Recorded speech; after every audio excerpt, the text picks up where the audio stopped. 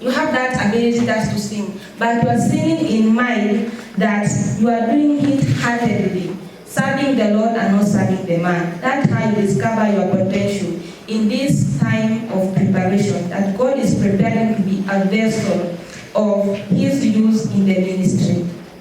And then the last phase in the season of preparation is the phase of refining. Tell a friend, the phase of refining. In this phase of refining, it is the last phase of season of preparation, where God molds you and makes you to be a vessel of honor that He desires you to be. That He will mold you, He will make you what it is that you want to become.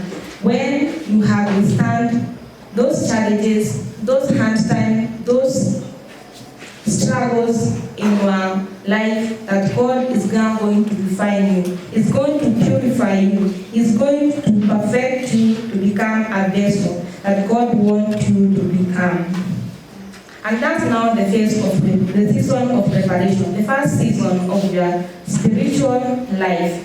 And the second season of spiritual life, it is the season of testing. And this season of testing, it is the hardest season that very few people manage to pass through. It is the season that God tests you, that God put you into that test, that the season that God remains silent at your prayers, the time that God will not answer unto you. He will just put you into a test and be silent on you. And what it is that you know that you are in this season of testing, you just have to seek God diligently and heartedly, so that you realize this season that you are in. And this season of testing, people tend to find it difficult because you don't realize the season that you are in life. Because it's the moment that you call unto Lord, you have bad dreams, or maybe something may come onto your life and you're asking God, why God aren't you answering my prayers? But if you give up, if you are not able to seek God in truth and spirit, this is the time when the devil takes control. But what is it that we should do during this time of season? This time of testing, to understand what it is God is calling us for. In the book of Genesis 22, verse 1 to 10, we talk of the story of Abraham and his son Isaac. This season, this verse talks of Abraham when he was going to sacrifice his one and only son that God had promised to give him, the only son of sacrifice that God intended him to sacrifice. And so we see in this season that God is testing Abraham. I want each one of you to just think, if Isaac was your own son, the only promised son that God has promised you to have in your life, the only son, and God is asking you to sacrifice this son.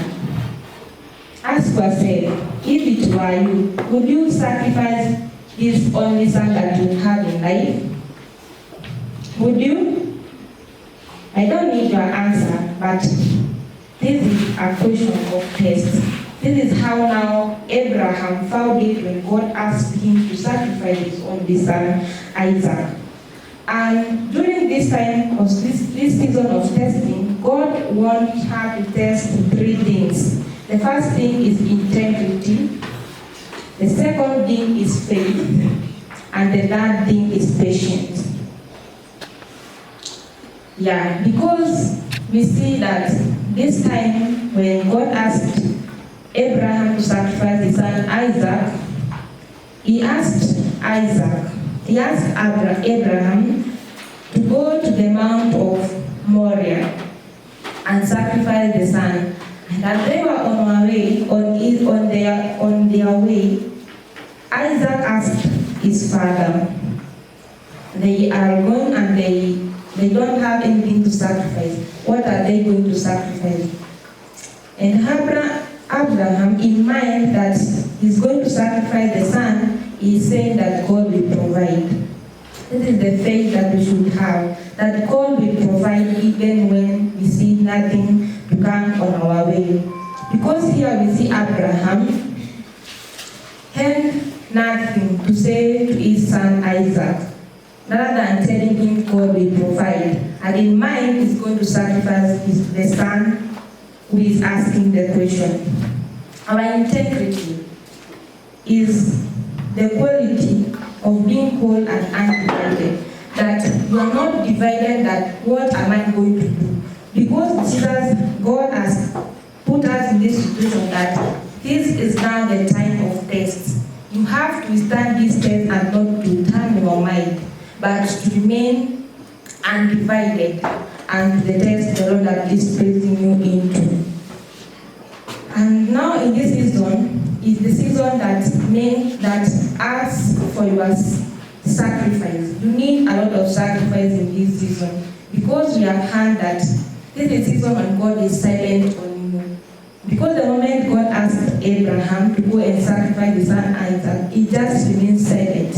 Nothing more he added, but he remained silent. And you have to be so curious in this season that God is testing you.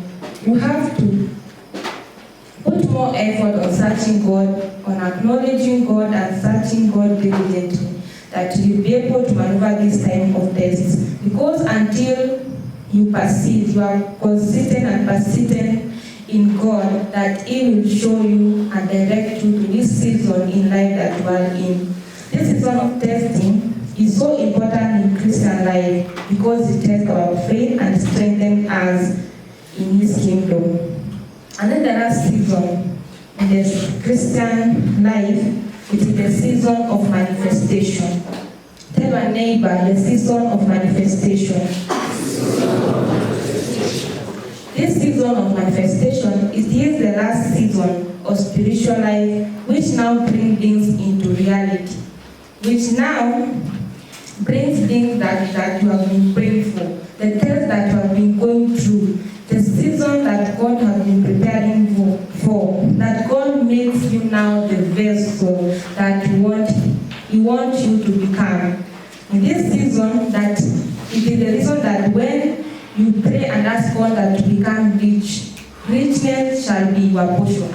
Because you have passed through the hardest part of your life, you have passed through the test of your times, you have called your faith unto the Lord, and now God is manifesting that pain, that sacrifice, that effort, that service, and He is manifesting it into your life. In the book of Job, narrate the story of Job. When Job was a very rich man, according to the story of Job. He was a very rich man, but God tested him. He withdrew all his possessions that he had until he tested his faith, his integrity, and his patience with God. That he withdrew everything until he actually did kila kitu. Na hiyo time za Job ndo Mungu alikuwa anamprepare to be a vessel that he wanted him to be. And we see that Job later became a great person in the service and in the ministry of God, just because he withstood all the season of life that he was going through.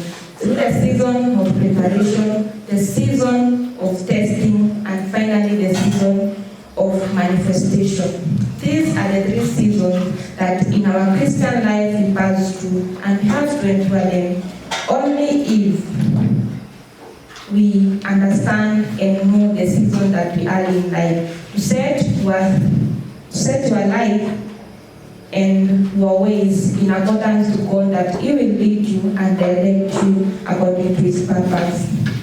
And that's how we are going to have a balanced act. The balanced act in the godly manner.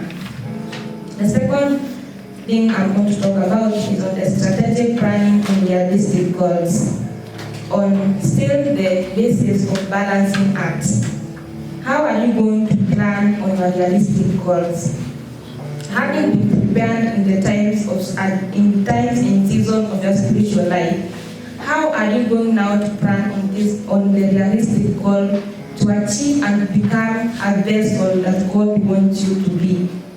The first thing you have to do to plan on the realistic goal is you have to need God's strength to achieve your goal. According to Philippians 4:13, it says that I can do all things through Christ who strengthens me. After you have passed through those tests, through those seasons of your life, you have to acknowledge God's strength so that you can achieve your goal.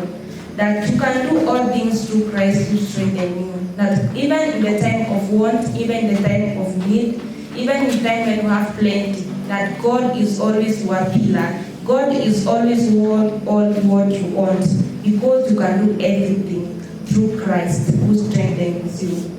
Also in the book of Proverbs chapter 16 verse 3, the second thing that you have to do to plan on your realistic goal to achieve a balanced act is that you have to put